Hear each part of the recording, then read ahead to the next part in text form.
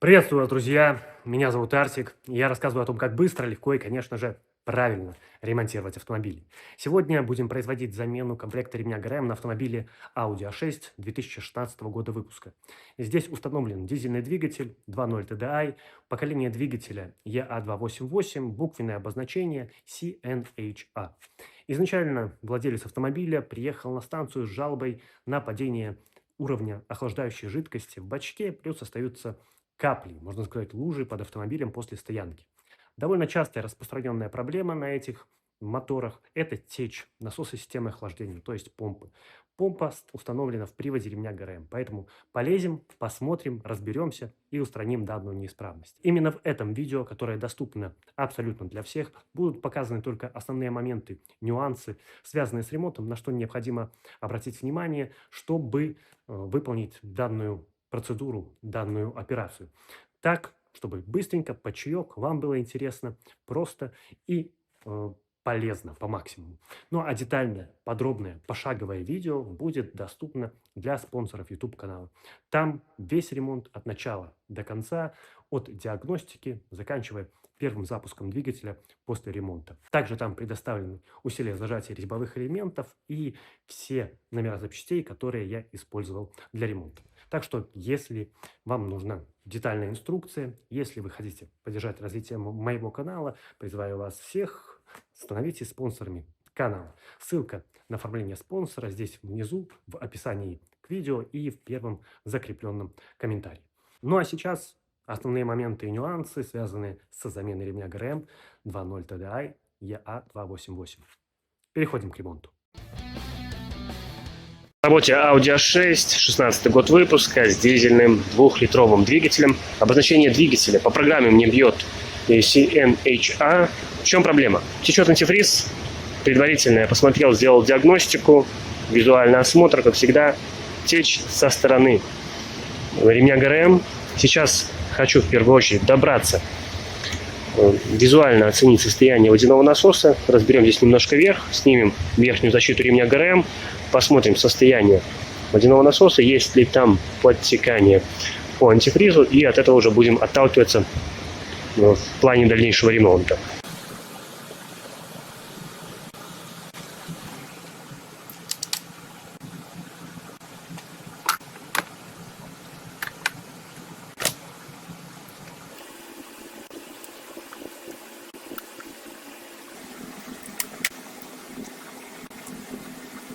И добрались до защелок верхней защиты ремня ГРМ. Вот раз защелка, и вот два. Ой, как все печально. Состояние ролика. Ролик сам по себе хороший. Вот эта вся грязь, это накатка.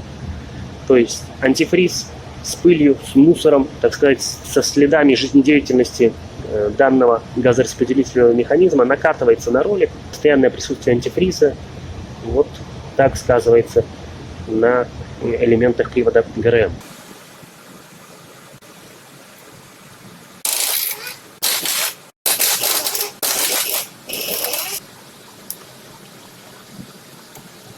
И теперь у нас здесь есть место. Видна теперь метка ОТ, стрелка и под ней риска. Такая риска. Эту риску на защите ремня ГРМ совмещаем с меткой на коленчатом валу. Для этого проворачиваем по часовой стрелке коленчатый вал, совмещаем метку здесь, используем или 12-граммную головку 19 мм, или накидной Г-образный ключ. Совместили метку, посмотрели, чтобы здесь метки совпадали. Если не совпадают, значит делаем еще один оборот коленчатым валом, тогда должны совпасть все. Все совместил, смотрим теперь метку по распредвалу. Метки у нас выставлены. Можем сразу устанавливать палец, можем потом установить, разницы особо нет. Здесь метка должна автоматически попадать после каждого оборота коленчатого вала, потому что здесь зубчатое колесо на ТНВД точно такое же, как и зубчатое колесо на коленчатом валу. Все откручено. Смотрите, верхнюю часть отводим на себя в сторону переднего бампера. И дальше необходимо нижнюю часть слегка приподнять. Все упало. Не получилось так, как хотел показать.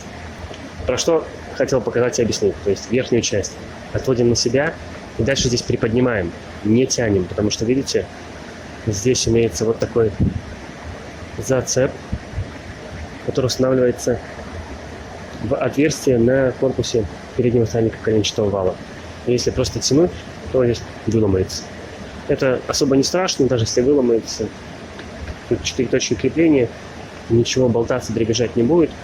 Но факт в том, что правильно, сначала вверх на себя, подняли вверх и полностью демонтируем.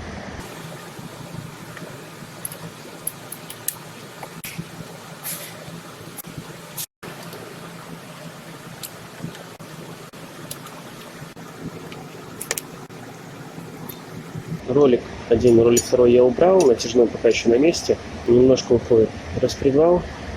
Могу ключом его в обратную сторону слегка, чтобы не прыгал. И все, ремень снимаем. Распредвал, ТНВД, колено и натяжной ролик.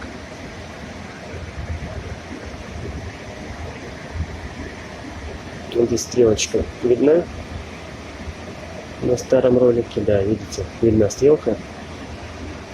Показывает, куда поворачивать эксцентрик, то есть по часовой стрелке. Что у нас здесь? Гейтс стоял. Да, по-моему, Гейтс. Да, ремень Volkswagen.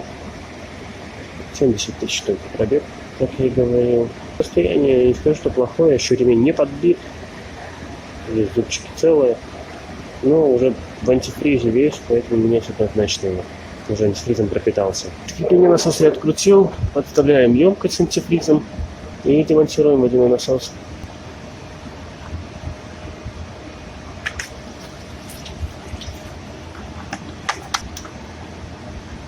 Все разобрано, демонтировано. Сейчас сравним старые и новые запчасти, посмотрим, где была течь антифриза, где находилось проблемное место. Итак, запчасти. Для начала смотрим состояние старого водяного насоса. Смотрите, течь была вот здесь внутри, по подшипнику. Там сальник уже не держал, и начал антифриз здесь подтекать, и шкивом водяного насоса разбрасывало антифриз по всему ремню ГРМ, внутри по защите, поэтому так глобально все было внутри в антифризе. Если бы здесь начало течь где-то в другом месте по корпусу, и антифриз стекал аккуратно вниз по блоку, так бы сильно не разбрасывал. Но вот такая у нас здесь проблема. Вот такой набор нам потребуется для замены ремня ГРМ. Что нам здесь конкретно? Это, в принципе, практически все. Стопор коленвала из двух частей состоит. Стопор ТНВД, стопор распредвала. Можно эти использовать, можно эти, они одинакового диаметра. Шестигранник для того, чтобы взводить натяжной ролик. Стопор для того, чтобы облегчить установку ремня на натяжной ролик. Стопор для натяжного ролика. Данный элемент покупался отдельно. Идет для демонтажа шкива коленчатого вала, но для чуть других шкивов, более толстых, под другие двигатели. В основном такие двигатели двухлитровые устанавливаются на коммерческий транспорт, на крафтеры, например. И там шкив демонтируется при помощи данного инструмента. Это оригинальный инструмент. Покажу сразу номер.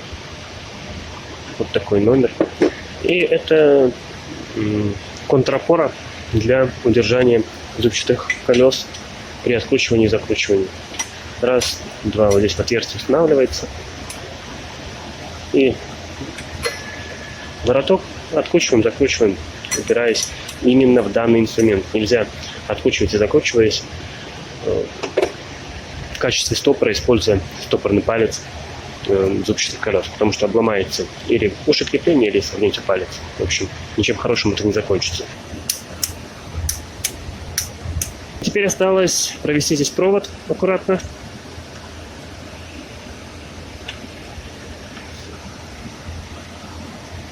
Нижнюю часть защелкиваем. Здесь смотрим, чтобы провод аккуратно лежал. И дальше соединяем штекер. Все, водяной насос установлен. Совмещаем два элемента и стопорим. Все. Здесь устанавливаем дополнительный вороток, откручиваем гайку. По зубчатому колесу распредвала принцип действия точно такой же. Все выставлено.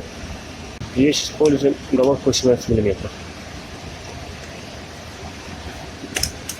Еще раз покажу все стопоры. Стопор коленвала, стопор ТНВД и стопор распредвала. Все установлено, все по меткам. Двигаемся дальше, устанавливаем натяжной ролик. Как я говорил, есть тут стрелка, которая показывает, куда поворачивать эксцентрик в момент натяжения. Также есть отверстие, вот оно специальное, для установки стопора, для облегчения натяжения, вернее не натяжения, для облегчения установки ремня ГРМ на весь привод. Именно для этого здесь данное отверстие. Бывает отверстие вот такое небольшое, под такой стопор, а бывает отверстие под 5-й шестигранник. Это одно и то же. Устанавливается сюда, поворачивается, блокируется и потом устанавливается ремень. Здесь есть стопорный элемент. Он устанавливается вот сюда в пазик. Вот он, паз. Установим сразу на место.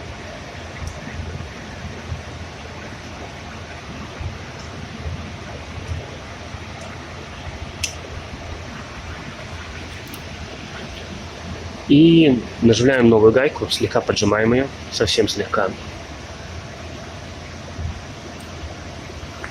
Далее используем вот этот инструмент, устанавливаем его сюда в отверстие.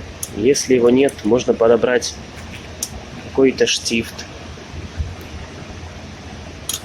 И теперь устанавливаем шестигранник в эксцентрик и поворачиваем его по часовой стрелке до упора. Данный элемент обеспечивает блокировку внутреннего механизма, и он не поворачивается. То есть ролик будет поворачиваться уже вокруг оси, которая является шпилька. Не сам эксцентрик, а целиком ролик. И уйдет максимально влево, крайне левое положение, тем самым по максимуму дав нам место и расстояние, увеличив, чтобы установить ремень ГРМ. Здесь используется 6-й шестигранник.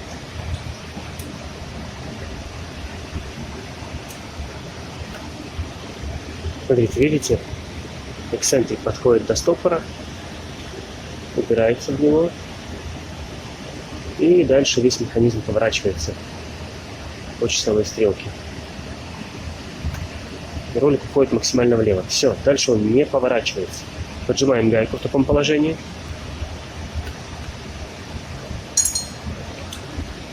И убираем шестигранник. Все подготовлено, в принципе. Раз ролик, два ролик мы установим в самом конце, когда уже ремень будет стоять здесь. В данном случае ремень установим так, чтобы надписи читались при взгляде на двигатель.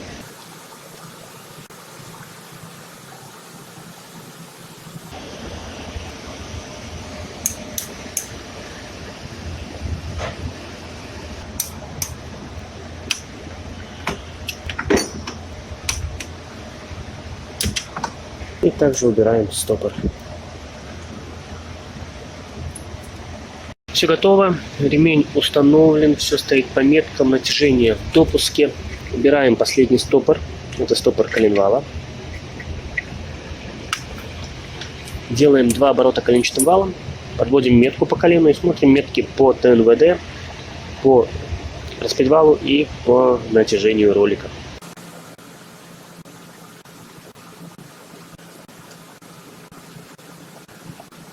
Здесь установили все метко в своем положении. Ставим стопор колена и устанавливаем стопорный палец.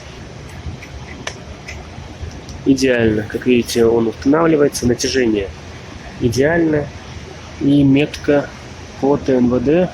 Попробуем увидеть, зеркало надо. Метка по ТНВД также видим, стоит идеально в своем установочном положении. Последнее, что нам здесь осталось сделать сейчас, это довернуть гайку крепления натяжного ролика. Еще натяжение покажу поближе. Видите, если с торца смотреть, идеально, ровно по центру. Так вот, осталось довернуть гайку на 45 градусов.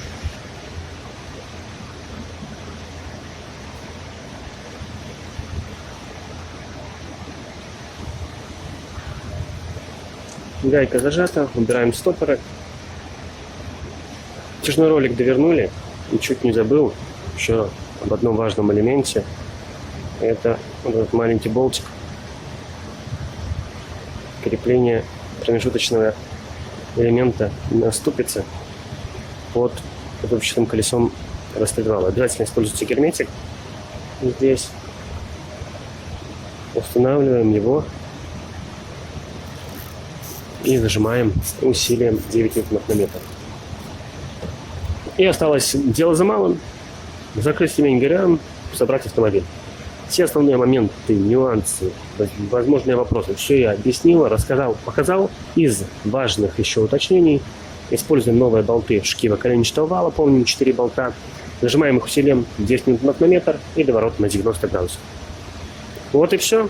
Жду от вас, конечно же, поддержки в виде лайков, комментариев. Подписывайтесь на канал, если данное видео понравилось, если было полезно чем-то именно для вас. Но с вами был Артик. Как всегда, до встречи. Пока.